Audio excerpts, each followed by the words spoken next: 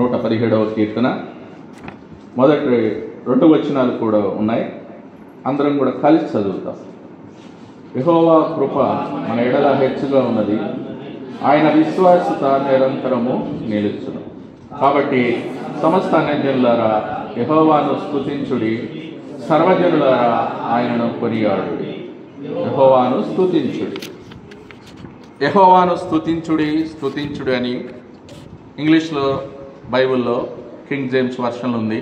Praise అలాడ్, praise అలాడ్ అని, ప్రైజ్ అలాడ్ స్టార్ట్ చేశాడు, ప్రైజ్ అలాడ్ అని ముగించాడు. అంటే దేవుణ్ణి ఏదైనా మనం చేసినప్పుడు స్తుతితో ఆరంభమై స్తుతితో ముగించాలనే ఆ యొక్క భక్తుని ఆలోచన. రండి ప్రార్థన చేసుకుందాం. ప్రేమగల తండ్రి, పరిశుద్ధుడైన దేవ, ఇంతవరకు సంఘముగా సమాజముగా చేరి పాటల ద్వారా నిన్ను మహింపరచడానికి నీ కృపను గూర్చి మా ఎడల నువ్వు చేసిన నీ కార్యాలన్నిటి కొరకు వందనాలు చెల్లిస్తున్నాం. మీరు లేకుండా ఏమీ చేయలేం. బలహీనులము, నిష్ప్రయోజన దాసులను కూడా జ్ఞాపకం చేసుకుని నీ సిలువ రక్తం కింద వస్తున్నాం. రక్త ప్రోక్షణ కింద కడిగి శుద్ధీకరించండి. మీతో గడిపే సమయాన్ని మరి మాకెంతో ఆశీర్వాదకరంగా దీవించండి ప్రభువా. మా ఆరాధన ఆత్మతో సత్యముతో నిన్ను ఆరాధించడానికి మాకు కూడా సహాయం చేయమని వచ్చిన బిడ్డలందరి కొరకు వందనములు చెల్లిస్తూ, రావలసిన వారిని నీ సన్నిధిలో ప్రభువా మరి నిర్లక్ష్యంగా ఉన్న వారితో మాట్లాడి ఈ విధంగా మరి నిన్ను ఆరాధించడం ద్వారా ఇది నీ దినం, ప్రభు దినం, ప్రభువుకి ఇవ్వాలి. మరి ఈ లోకంలో ఎంతోమంది యాత్ర చేస్తున్నారు, ఎంతోమంది ఈ లోకాన్ని విడిచి వెళ్ళిపోతున్నారు. మరి దేశాల్లోనేమి రాష్ట్రాల్లోనేమి ఎన్నో పరిస్థితులు సంభవిస్తున్నాయి. మా పక్క దేశాల్లో అయితే మరి ప్రధానమంత్రి ఆ యొక్క భార్యనే చంపేస్తున్నారు.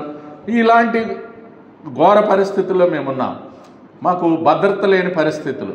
మరి ఇలాంటి మా దేశంలో కూడా నాయన ఎన్నో పరిస్థితులు ఉన్నాయి. వీటన్నిటినీ ఎరిగిన, సమస్తం ఎరిగిన సర్వాధికారివి. మరి ఇక్కడ మరి భయంకరమైన దినాల్లో మేము ఉంటుండగా మరి మమ్మలను ఈ విధంగా రక్షించుకొని నిన్ను ఆరాధించడానికి సమకూర్చిన నీ శ్రేష్టమైన సమయానికి వందనాలు చెల్లిస్తూ, ఈ శాలేము ఆరాధన మందిరాన్ని బట్టి స్తుతిస్తూ, సమాధాన గృహాన్ని బట్టి నిన్ను ఆరాధిస్తున్నాం. మరి ఇక్కడికి వచ్చిన బిడ్డలు కూడా అలాంటి సమాధానముతో నేను స్తుతించి ఆరాధించి వెళ్ళడానికి సహాయం చేయమని యేసుక్రీస్తు వారి ఘనమైన నామమున స్తుతించి ప్రార్థించి అడిగి వేడుకొనుచున్నాము తండ్రి, ఆమెన్. ప్రియమైన వారలారా, అందరం కూడా బైబిల్ పల్లవి మీ దగ్గర పుస్తకం ఉంటే చూడండి. ఇదే 117 మీద సర్వజనులారా 827, ఆ యొక్క 805 బైబిల్ పల్లవి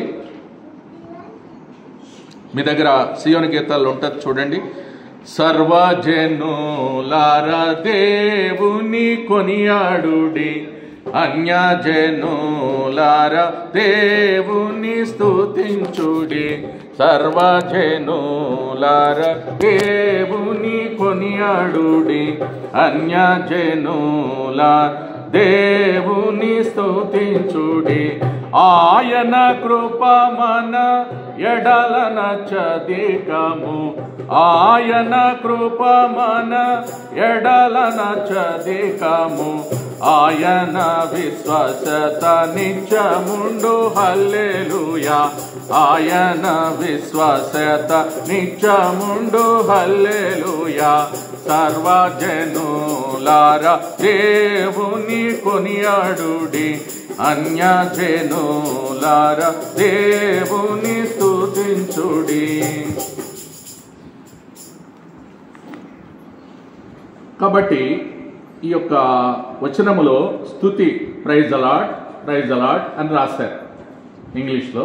కాబట్టి ఆఖరిలో అయితే తెలుగులోని ఇంగ్లీష్లో ఓన్లీ యెహోవాను స్తుతించుడు అని. ఎలా స్తుతించాలి, ఎందుకు స్తుతించాలి ఈ ప్రభు దినానంటే, యెహోవా కృప మన ఎడల హెచ్చుగా ఉన్నదంట. యెహోవా కృప మన ఎడల ఎలాగుంది? హెచ్ అంటే అర్థం ఏంటి? హెచ్చుకుందంటే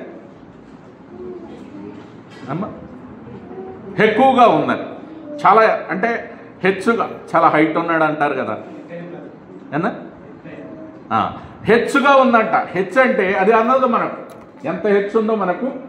కానీ ఆయన కృప మన ఎడల, అసలు కృప అంటే అర్థము ఏమని చెప్తారు?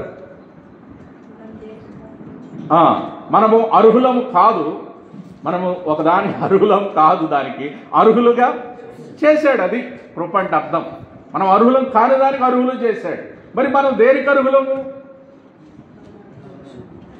ఇప్పుడు మనం అర్హులం కాదు అంటున్నాం, మనము యాక్చువల్గా అర్హులం కాదు దీనికి అంటున్నాం. మరి మనం అర్హులం, మన అర్హత దేనికి ఉంది? పాపానికి అంటే మరణానికి పాత్రులం. మన అర్హత ఏంటి? మీరు ఎఫ్ఎస్సీలకు ప్లస్ చూడండి, ఎఫ్ఎస్సీ 2:1 ఏముంది? అర్హత, మన అర్హత అది. దాన్ని బట్టి ఈ అర్హత తీసేసాడు. ఎఫ్ఎస్సీలకు రాసిన పత్రిక చాలా శ్రేష్టమైన మాట. అందరూ బైబిల్లో ఉన్నవారు తీసి చదవాలి. పిల్లలు మేము చెప్పినప్పుడు వెంటనే చదివితే మంచిది, సహాయం చేయండి. ఎఫ్ఎస్సీ 2:1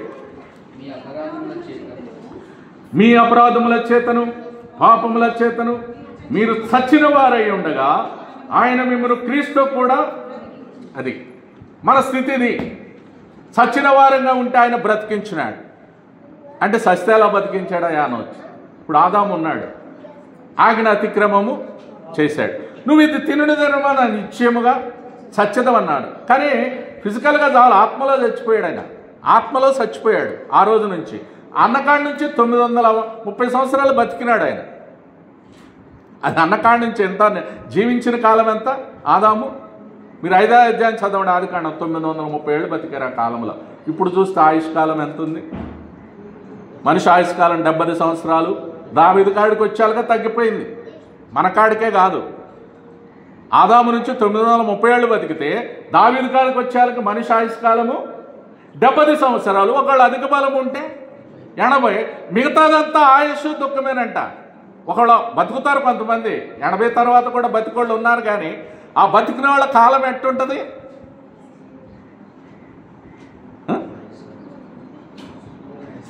ఆయాసం, నడవలేరు, నడితే కూర్చోలేము, ఆయాస, దుఃఖము, ఏడుపే. అంటే బతకొచ్చు కానీ. అందుకే కొంతమంది ఇప్పుడు అంకులు, ఆండ్రూస్ అంకులు మనం చెప్పాడు ఒక మాట. ఆ సమాధి కాడ జరుగుతుంటే ఒక అతన్ని ఇది చేస్తుంటేనంట, వాళ్ళు చనిపోవడానికి కూడా ప్రార్థన చేయమన్నారు, ఆయన అడిగారంట. విన్నారా అండి మీరు? అన్నా ఇప్పుడు వాళ్ళని భరించలేక, ఇప్పుడు ఆ తల్లిని వాళ్ళు సాకలేక ఏమవుతుంది? అంకుల్ మేము ఇద్యాయిలేకపోతున్నాం, ఏం చేయండి, త్వరగా తీసుకోమని. అంటే తీసుకోమని కూడా ప్రార్థన చేస్తున్నారు. మనమేమని చేస్తాం? ఇప్పుడు దాకా బతికించు ప్రభువా, నీకు స్వస్థత ఇచ్చే ప్రభువా, మాకు ఇది చేయి అది చేయాలని అడుగుతుంటే ఇప్పుడు వాళ్ళేమో అడిగినారు ప్రార్థన అంశము, త్వరగా సమాధానాలు తీసుకున్నట్లు చేయమన్నా. అంటే అంతే. నువ్వెంతవారైనా కొన్నిసార్లు ఇప్పుడు మన నెలలో చూస్తావు, 2 నెలలు చూస్తావు, మంచంలో అన్నీ చేస్తుంటే ఏం చేస్తావు? ఏమ్మా ఇసుకెత్తిపోతుంది. ఇసుకెత్తిపోయినాక ఏం చేస్తారు? ఎప్పుడు పోతారా అని చూస్తారు ఎవరైనా. అది కామన్ థింగ్, నీకైనా నాకైనా మన ఇంట్లో జరిగేది ఇది. ఎంత ఇదే. కానీ ఈ 3 నాళ్ళ ముచ్చట్లో ఇవన్నీ జరిగే. పైకి భక్తి ఉంటుంది లోన, అంతేగాని. అందుకే అన్నారు మనము అపరాధములతో చచ్చిన వారం గుండా మనల్ని ఏం చేశాడంటే 4వ వచనం ఎఫెసీ అయినను దేవుడు కరుణా సంపన్నుడై ఉండి మన అపరాధముల చేతన చచ్చిన వారమై ఉండినప్పుడు సైతం మన ఎడల చూపిన తన మహాప్రేమ చేత మనలను, చూడండి ఆ ప్రేమ ఎలాంటిదంటే మహాప్రేమ. ఆ మహాప్రేమ చేత మనలను, ప్రేమ చేత మనలను క్రీస్తు కూడా బ్రతికించను. కృపచేత మీరు రక్షించబడ్డారు. మనం దేని చేత రక్షించబడ్డాం? అంతే. 8వ వచనం చూడండి, మీరు విశ్వాసము ద్వారా కృపచేతనే రక్షించబడి ఉన్నారు. ఇది మీ వల్ల కలిగింది కాదు, దేవుని, ఇది క్రియల వల్ల కలిగింది కాదు. ఎవడన్నా అతిశయపడ వీల్లేదు. కొంతమంది చాలా అతిశయిస్తారు. అతిశయించేవాడు ప్రభువునందు అతిశయించాలి. కానీ ఇక్కడ అన్నారు 8వ వచనములో, మీరు విశ్వాసము ద్వారా కృపచేతనే, బై గ్రేస్ వి సేవ్డ్. అంతే. వి జస్టిఫైడ్ అంటారు, ఇంగ్లీష్లో జస్టిఫైడ్ అని రాశారు. అంటే బై గ్రేస్, ఆయన కృప ద్వారా మనం ఏమైపోయినాం?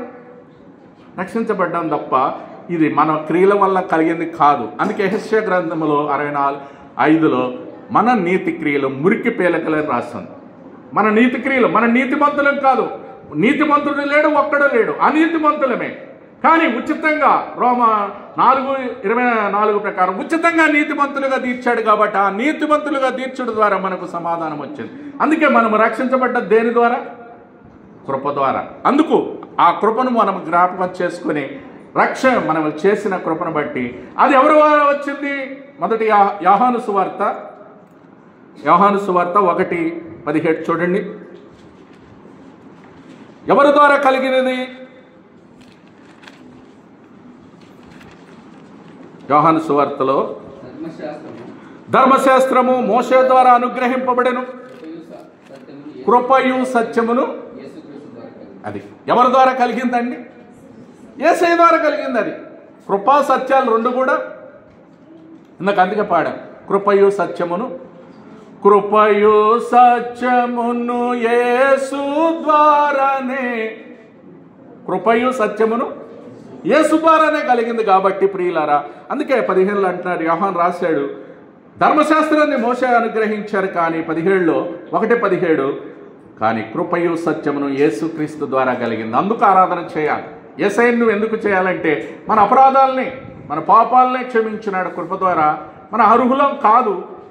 అందుకే ఆ కృప ఎలాంటిదని చెప్తున్నాడు 117 మొదటి వచనంలో. కృప హెచ్చుగా, ఎంత హెచ్చుగా ఎలాగుంది? హెబ్రీయులకు రాసిన పత్రిక చూడండి. ఆ హెచ్చుదనాన్ని బట్టి నేను 7వ అధ్యాయం ప్రభువుకున్న లక్షణాలు చూస్తూ 7:25 ఈయన తన ద్వారా దేవుని యొద్దకు వచ్చు వారి పక్షమున విజ్ఞాపన చేయుటకు నిరంతరము జీవించుచున్నాడు కనుక వారి సంపూర్ణంగా రక్షించడానికి శక్తిమంతుడై ఉన్నాడు. ఆ కృపద మనలను సంపూర్ణంగా రక్షించడానికి శక్తిమంతుడు ఆయనే. 26 పవిత్రుడును నిర్దోషియు నిష్కల్మషుడును పాపులలో చేరక ప్రత్యేకంగా ఉన్నవాడును. ఇక్కడ చూడండి, ఆకాశ మండలము కంటే మిక్కిలి హెచ్చైన వాడు. ఆయన ఆకాశ మండలం కంటే హెచ్చైన వాడు.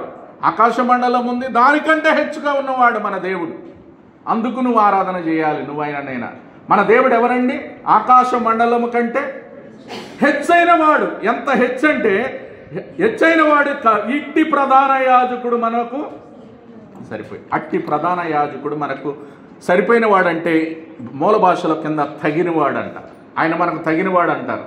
ఈ లోకంలో కూడా అంటారు చూడు, భార్యాభర్తలు చేసుకున్నాక అరే తగినది దొరికింది రాడికి అంటారు. ఏమంటారు? ఆడికి ఈడికి కూడా చూడు దేవుడు తగిన వాళ్ళని ఇచ్చాడు అంటారు. అంటే తెలియకుండా కూడా ఏంటి సమకూర్చి, అంటే తగిన వాళ్ళు భార్యని భర్తకి ఇచ్చాడు, భర్తకి భార్యని ఇచ్చినట్టు తగిన వాళ్ళని ఇచ్చినాడు అంటారు. అలాగే ఇప్పుడు మన ప్రభువు కూడా అంటే మనకు సరిపోయిన వాడు. ఈ లోకంలో మనకాయన సరిపోయిన వాడు. అందరికీ కొంతమందికి సరిపోవడం అంటే నీకే పరిస్థితి ఉన్నా లేమనేది నీకు ఉండదన్నమాట. నీ ఇంట్లో లేమి కానీ కొరత కానీ ఏమీ లేకుండా అన్ని విషయాల్లో కూడా ఆయన సరిపోయిన వాడు, ప్రధాన యాజకుడు. ఇట్టి ప్రధాన యాజకుడు, ఆ హెచ్చైన ప్రధాన యాజకుడు మనకు తగినవాడు. ఆ తగినవాడు పవిత్రుడు. ఆయనకున్న లక్షణాలు ఏంటి అక్కడ రాశారు. ఆ ప్రధాన యాజకుడికి, ఆ హెచ్చైన ప్రధాన యాజకుడికి ఉన్న లక్షణాలు ఏంటి? పవిత్రుడు. ఆయన పవిత్రుడు కనుక నేను పవిత్రుడు ఉండాలి. నిర్దోషియు, ఆయనలో ఏ కర్మశము లేదు. నిష్కల్మషుడు, పాపులలో చేరక, అది ఆయన పాపము చేయలేదండి.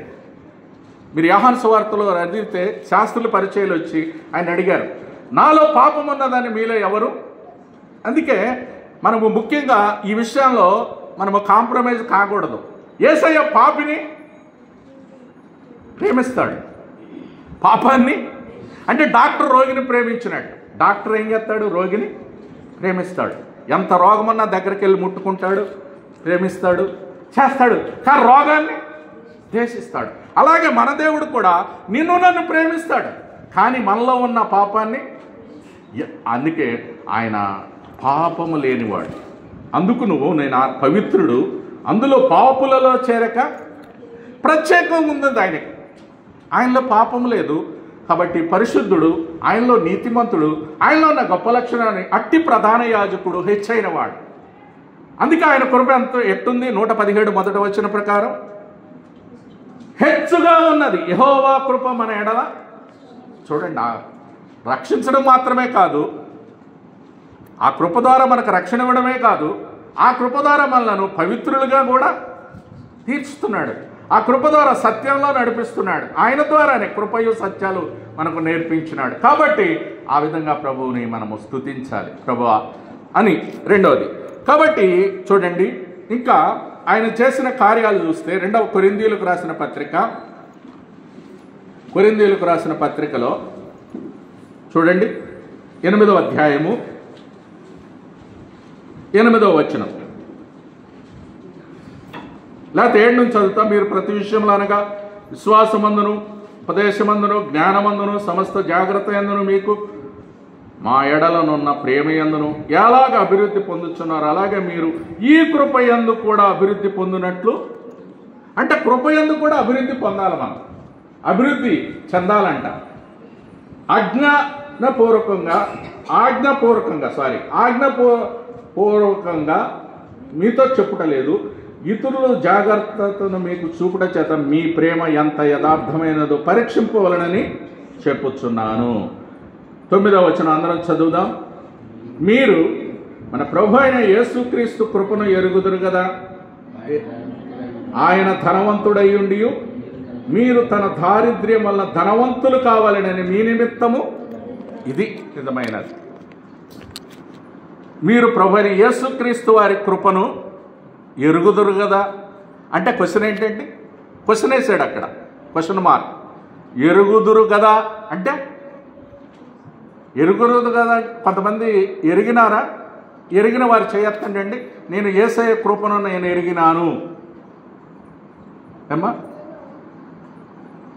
అర్థం కాలేదమ్మా క్వశ్చన్? మీకు తెలియదండి కృప అంటే? 2-3 తెలుస్తున్నట్టుంది అన్నా. కృప అంటే ఉచితంగా, అంటే గ్రేస్ అంటున్నాం. ఇంకొక మాట చూడండి 103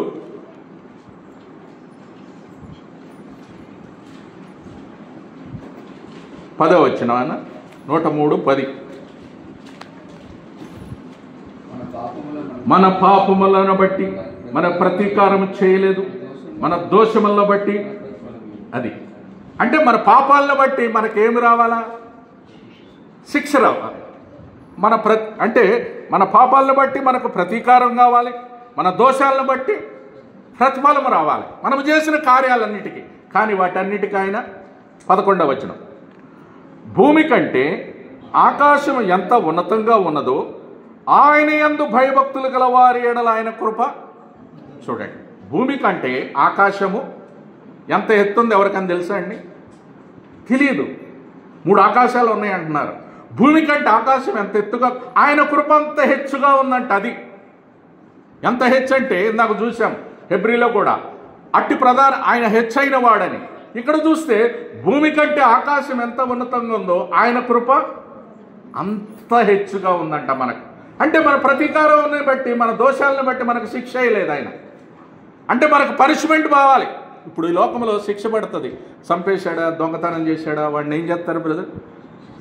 జైల్లో ప్రతీకారం చేస్తారా లేదన్నా? పోలీసులు తీసుకెళ్ళి వాళ్ళు చేసిన దోషానికి వాళ్ళకి ఏం చేస్తారు? ప్రతీకారం చేస్తారు. కానీ ఇక్కడ ప్రభు అన్నాడు 103:10 మనకు ప్రతీకారం ఆయన చేయలే, మన దోషాలకు ప్రతిఫలము ఇయ్యలేదు.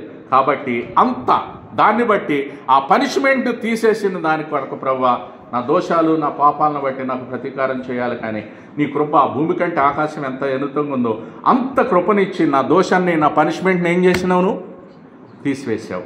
అందుకు నీకు స్తోత్రములు. అందుకే రెండవదిగా మనము దరిద్రులుగా ఉన్నప్పుడు, ఇందాక 2 కొరింథీ 5:9 ఏమంటున్నాడు? మీరు మన ప్రభువైన యేసుక్రీస్తు కృపను ఎరుగుదురు కదా, ఎరిగితే ఆయన ధనవంతుడై ఉండి, ఆయన ధనవంతుడంట. ఆయనకి ఎంత, ఆయన ధనవంతుడు, మనం ఎంత ఉంది? ఆయన ధనవంతుడే. కానీ ఏం చేశాడు? ఆయన ధనవంతుడు, మీరు తన దారిద్ర్యం వల్ల ధనవంతులు కావాలనని మీ నిమిత్తము. అందుకే దరిద్రుడికి ఈ లోకానికి వచ్చాడు, రిక్తుడిగా. ఫిలిప్పీలు అంటాడు, తాను రిక్తునిగా చేసుకొని, ఫిలిప్పీలకు రాసిన పత్రిక. ఎంత రిక్తుడిగా అయిపోయాడంటే చూడండి ప్రియులారా. అందుకు నేను ధనవంతుడు అయ్యుండి దరిద్రుడికి లోకానికి వచ్చి తగ్గించుకున్నాడు. ఎంతగా తగ్గించుకున్నాడో 2వ అధ్యాయము.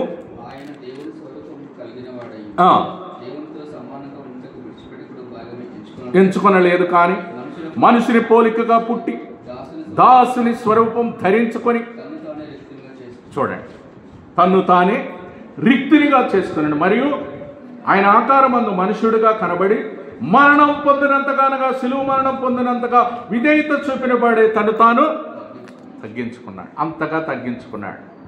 తన దారిద్రత వలన ధనవంతులు కావాలని, నిన్ను నన్ను ధనవంతులను చేయాలని ఆయన దరిద్రుడయ్యాడు. అలాంటి కృప అయింది. మనము ధనవంతులు చేయడానికి ఆయన ఈ లోకానికి వచ్చాడండి. తనము రక్షించడానికే కాదు, ఆయన కృప ద్వారా రక్షించాడు అంటున్నాం. పాపముల చేత, అపరాధాల నుంచి, మన అతిక్రమాల, దోషాలు. అంత మాత్రమే కాదు, నిన్ను నన్ను ధనవంతులు చేయడానికి ఆయన దరిద్రుడికి లోకానికి తగ్గించుకొని వచ్చినందుకు మనం ఆరాధన చేయాలి. అందుకే 1 కొరింథీ 15లో కూడా చూడండి. 1 కొరింథీ 15, నువ్వు నేను ఆరాధనకు వచ్చిన ప్రియులారా, ఈ జ్ఞాపకం చేసుకొని 1 కొరింథీ 10వ వచనం, ఆయనను నేనేమై ఉన్నానని దేవుని కృప వలనే, చూడండి, మరియు ఆయన నాకు అనుగ్రహింపబడిన ఆయన కృప నిష్ఫలము కాలేదు కానీ వారికందరికంటే నేను ఎక్కువగా ప్రయాసపడింది నేను కాను, నాకు తోడై ఉన్న దేవుని. కొంతమంది అంటారు నేను అంత ప్రయాసపడ్డా, ఎంత చేసినా.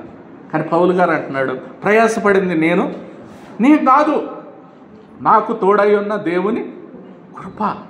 ఆ కృపను తోడై ఉందంటారు. అందుకే ఎలాగున్నారు బ్రదర్స్ అంటే బాగున్నామంట, దేవుని కృప. కాబట్టి ప్రియులారా, అందుకే ఆయన కృప, ఆయన కనికరములు, దయ ఇప్పుడు భయంకరంగా సంభవిస్తున్నాయి. మీరు ఈ నేపాల్ దేశంలో ప్రజలందరూ యాంటీ అయిపోయి ప్రభుత్వాన్ని కూలగొట్టారు. ప్రధానమంత్రి భార్యను చంపేశారంట, అందరూ ఏకమై. ఎంత భయంకరమైంది ఎక్క. ప్రధానమంత్రి భార్యకే సేఫ్టీ లేదంటే మానవులు, సామాన్యుడి పరిస్థితి ఏంది? ఒక ప్రధానమంత్రికి ఎంత సెక్యూరిటీ ఉంటుంది బ్రదర్? ఇప్పుడు మన కేసీఆర్ గారు కానీ రేవంత్ రెడ్డి గారు ఎంత సెక్యూరిటీ ఉంటుంది వాళ్ళకి? వాళ్ళ దగ్గరికి ఎవరైనా వెళ్తారు ఇంట్లోకి? మరి వాళ్ళ ఇంట్లోకి వెళ్ళి వాళ్ళ భార్యను చంపారంటే, నేపాల్లో ప్రధానమంత్రి భార్యను చంపేశారంటండి వెళ్ళి. మరి ఎంత చూడండి, భయంకరమైన పరిస్థితులు సంభవిస్తున్నాయి. ఇజ్రాయెల్ దేశానికి ముస్లిం దేశాలన్నీ ఏకమై యుద్ధం చేస్తున్నారు. ఏం జరుగుతుందో మనకు తెలియట్లా. మన దేశం కూడా అంటున్నారు కొంతమంది, అంటే ఇట్లా జరిగింది అనుకో, మన పెద్ద దేశం మంది. ఇప్పుడు మన దేశంలో చదువుకున్న ఒక ఆమెను లేడీని చేశారు ఇప్పుడు అక్కడ ప్రధానమంత్రి. అధికారిక ఎవరు చేశారు? సుశీల్ అంటే ఒక ఆమె సుప్రీంకోర్టు లాయర్ అంట, ఇక్కడే చదువుకుందండి మన భారతదేశంలో. ఆమెను చేశారు. అందుకే నేనేమంటున్నా అంటే భయంకరమైన పరిస్థితులు వస్తున్నాయి దేశాల్లో చూస్తుంటే. వీటన్నిటిని బట్టి మనం ఎప్పుడు పోతామో మనకు తెలియదు. దేవుడు గెలిచి చక్క పెట్టుకో, నీ పరిస్థితి నా పరిస్థితి. ఆ పనిష్మెంట్ ఇంత తట్టుకోలేమండి మనం.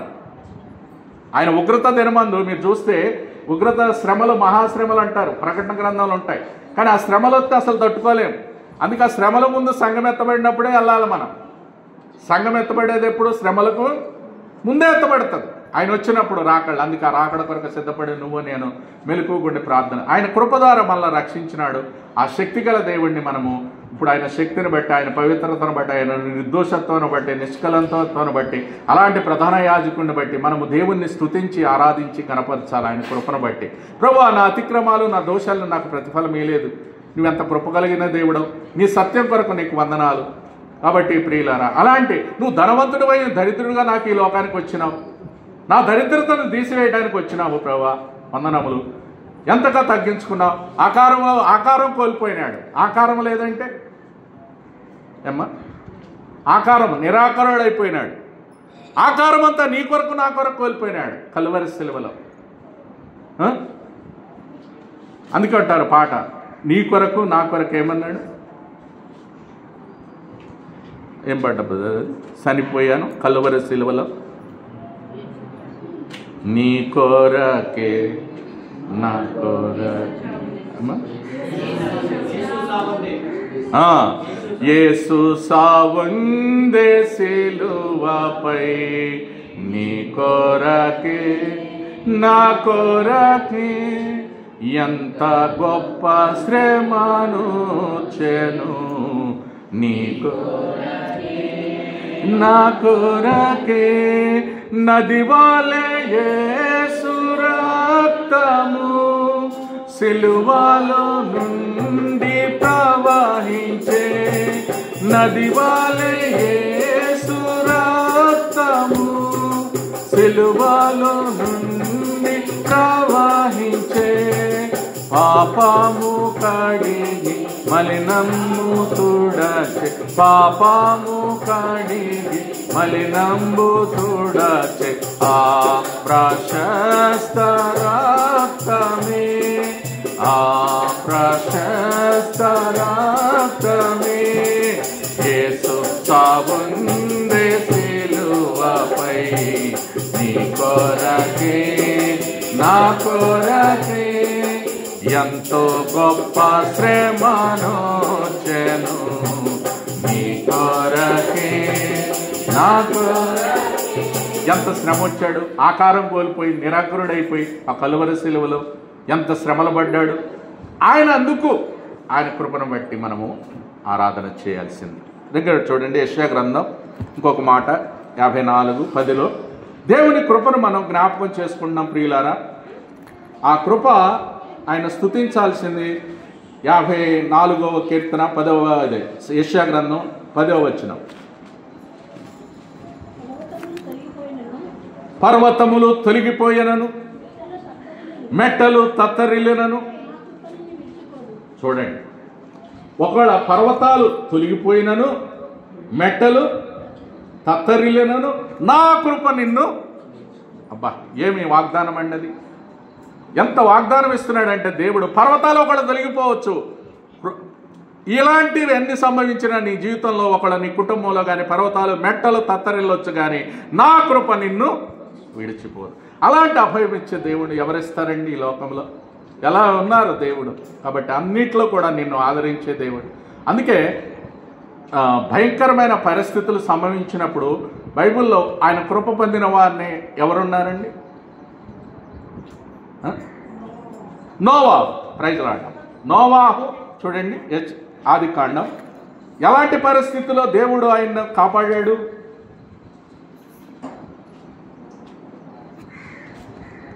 ఆదికాండం. భయంకరమైన పరిస్థితులు అక్కడ ఉన్నప్పుడు నోవాహు కృప పొందినవాడంట. 9:20 ఎన్నేళ్ళు బతికాడు అతను? 28 అమ్మా. 9:28 చూడండి. ఆ జల ప్రవాహము గతించిన తరువాత నోవాహు 380 జలప్రళయం తర్వాత నోవాహు బ్రతికిన దినములన్నీ 950 ఏళ్ళు బతికిండంటే ఈయన నోవాహు గారు. అప్పుడు అతడు మృతి పొందాను. ఇందాక ఆదాము ఎన్ని? 930. అలాంటివి చూడండి. నోవాహు ఎక్కడుంది అది కృప పొందాను అని?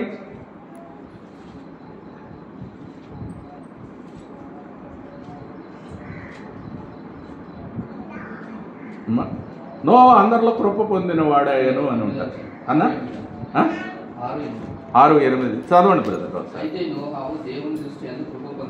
6:8 చూడండి ప్రియులారా. అయితే నోవాహు యెహోవా దృష్టి యందు కృప పొందిన వాడాయను. ఎట్లాంటి పరిస్థితిలో? 5 మీరు చూస్తే వాళ్ళు ఎలాంటి వారు? 6 చూడండి. నరుల భూమి మీద విస్తరించిన ఆరంభించిన తర్వాత కుమార్తెల వారికి పుట్టినప్పుడు దేవుని కుమారులు నరుల కుమార్తెలు సకన వారిని చూసి వారందరిలో తమకు నచ్చిన స్త్రీలను వివాహం చేసుకుని అప్పుడు యెహోవా ఆత్మ నరులు తెల్లప్పుడు వారు తమ అక్రమ విషయములో నరమాతులై ఉన్నారు. అయినను వారి దినములు ఆ దినములో నెఫిలీలు వారు భూమి మీద నుండిన తర్వాత ఉండేది. దేవుని కుమారులు నరుల కుమార్తెలు పోయినప్పుడు వారికి పిల్లలు కనేరి. పూర్వకాలమందు పేరు పొందిన శూర్లు వీరే. 5 నరుల చెడుతనం భూమి మీద గొప్పదని వారి హృదయం యొక్క తలంపులలో ఊహ అంత ఎల్లప్పుడు కేవలము యెహోవా చూచి తాను భూమి మీద నడులు చేసినందుకు యెహోవా సంతాపమునంది తన హృదయంలో. దేవుడు ఆదామును చేసినందుకు విస్తరించిపోయింది పాపం. ఎంత చేస్తున్నారంటే దేవుని బిడ్డలో నరులు పోయే ఇష్టానుసారంగా అవుతుందని ఎంత భయంకరంలో పాపంలో అయితే దేవుడు సహించలేక అందరినీ నాశనం చేయాలన్నారు. నోవహు కాలం ఇస్తే నోవహు ప్రకటించాడు 320 ఏళ్ళు, కానీ ఎవరు వినలేదు. అందరూ అందులో సరిపోయినారు, కానీ ఆ కృపను నోవహు పొందాడు. అందుకే పనిష్మెంట్ తప్పించుకున్నాడు నోవహు కుటుంబం. 8 మంది, 3 కుమారులు 3 కోడళ్ళు, 8 మంది మాత్రమే తప్పించబడ్డారు. ఏది? ఆ యొక్క భయంకరమైన దాని నుంచి. నోవహు కుటుంబం కృప పొందిన వాడయ్యారు. మరి నీ కుటుంబం ఒకసారి ఆలోచించండి. మన కుటుంబం ఎలాగుంది? ఆయన కృపకు పాత్రులమైనామా, లేకపోతే ఆయన కృపనైనా కోరుకొని మనం కూడా నోవహు కుటుంబం కోడాళ్ళు మరి 3 కొడుకులు ఎట్టయితే వాడలో ప్రవేశించారు, 8 మంది రక్షించబడ్డారు, రక్షించబడినట్టు. కాబట్టి అలాంటి రక్షణలోకి మనం కూడా రావాలి. కాబట్టి పనిష్మెంట్ తప్పించడం. ఇంకొకటి కొరింథీయులకు రాసిన పత్రిక 12వ అధ్యాయము, ఇక్కడ కూడా ఒక మాట ఉంది. 2 కొరింథీ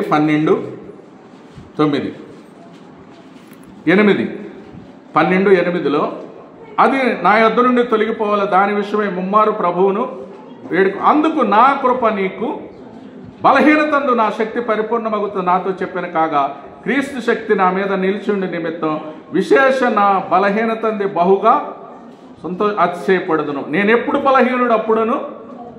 చూడండి, పౌలు గారు అంటున్నాడు, ఆయనకున్న జబ్బుని 3 సార్లు అడిగాడు ప్రభువుని, ప్రభా నాకు ఈ జబ్బు తీసే అంటే ప్రభువు తీసేయలేదు, కానీ అన్నాడు నా కృప నీకు. చూడండి, అర్థం ఏంటండి? అందుకే పనిష్మెంట్ తీసేసినందుకు ఆరాధన చేయాలి. మనలను ప్రొటెక్షన్ ఇచ్చాడు, మనకి ఇచ్చింది. ఇప్పుడు పౌలు గారికి ఏమి ఇచ్చారు? భద్రతను. ఎన్ని పరిస్థితులు వచ్చినప్పటికీ, ఎంత రోగం వచ్చినప్పటికీ ఆయన చనిపోలేదు, కానీ ప్రభు భద్రత పౌలు గారికి ఇచ్చాడు. అలాగే మనకిచ్చిన భద్రత కొరకు కొన్ని పరిస్థితుల్లో కొంతమంది అడిగినప్పుడు ఆన్సర్ రాలేదనుకుంటారు, కానీ అలాంటి పరిస్థితుల్లో పౌలుకి ఇచ్చినట్టు నా కృప నీకు చాలని కాపాడే భద్రత ఇచ్చే దేవుడు మనకు తోడుగా ఉన్నాడని ప్రభువుని ఆరాధన చేస్తాం ప్రియులారా. అందుకనే ఆయన కృప ఎలాంటిది? 117 రండి, అది చదువుకొని మనము ఆరాధనకు వెళదాం. 117వ కీర్తన. అందుకనే ఇలాంటి కృపను దేవుడు నీకు నాకు ఇచ్చినందుకు ప్రభువుని మనము ఆరాధన చేస్తాం. నోవహు కుటుంబం అంతా పొందింది ఆ కృపను, పౌలు గారు పొందాడు ఆ ప్రొటెక్షన్ బట్టి. అందుకని నువ్వు నేను కూడా దేవుణ్ణి 117వ కీర్తన మొదటి 2 వచనాలు అందరూ చదువుకుందాం ప్రియులారా. అందరూ కూడా బైబిల్లో ఉన్నవారు తీయండి. 117 1-2 వచనాలు అందరూ. యెహోవా కృప మన ఎడల హెచ్చుగా ఉన్నది, ఆయన విశ్వాసత నిరంతరము. ఆయన యందు విశ్వాసం ఉంచాం. తర్వాత విశ్వాసత తర్వాత చూద్దాం, మనం సమయం లేదు కాబట్టి. కృపణ మన ఎడల హెచ్చుగా ఉన్నందుకు ఆయన యందు విశ్వాసం ఉంచడం ద్వారా రోమా 1 సమాధానం ఇచ్చినందుకు ఆరాధన చేస్తాం. కాబట్టి సమస్త అన్యజనులారా యెహోవాను, సర్వజనులారా ఆయనను స్తుతించాలి. కాబట్టి అన్యజనులమైన మనలను ఎఫెసీలో ఎందుకు మనం అన్యజనులు ఆయన స్తుతించాలంటే, ఎఫెసీలకు రాసిన పత్రిక అన్యజనులమైన మనలను 2 ఎఫెసీ 2:13లో చూడండి. అన్యజనులు అంటారు. 11 కాబట్టి మునుపు శరీర విషయములో అన్యజనులయ్యుండి శరీరమందు చేతితో చేయబడిన సున్నతి గలవారు అనబడిన వారి చేత సున్నతి లేని అనబడినవని మీరు ఆ కాలమందు ఇశ్రాయేలులతో సహపౌరులు కాక, పౌరసత్వం లేదు, పరదేశులను, వాగ్దాన నిబంధన లేని పరజనులను, నిరీక్షణ లేని వారును, లోకమందు దేవుడు లేని వారినై ఉండి క్రీస్తుకు దూరస్తులై ఉంటారనే జ్ఞాపకము. అది ఎందుకంటే అలాంటి అయినను మునుపు దూరస్తులై ఉండి ఇప్పుడు క్రీస్తు రక్తము వలన సమీపస్తులై ఉన్నారు.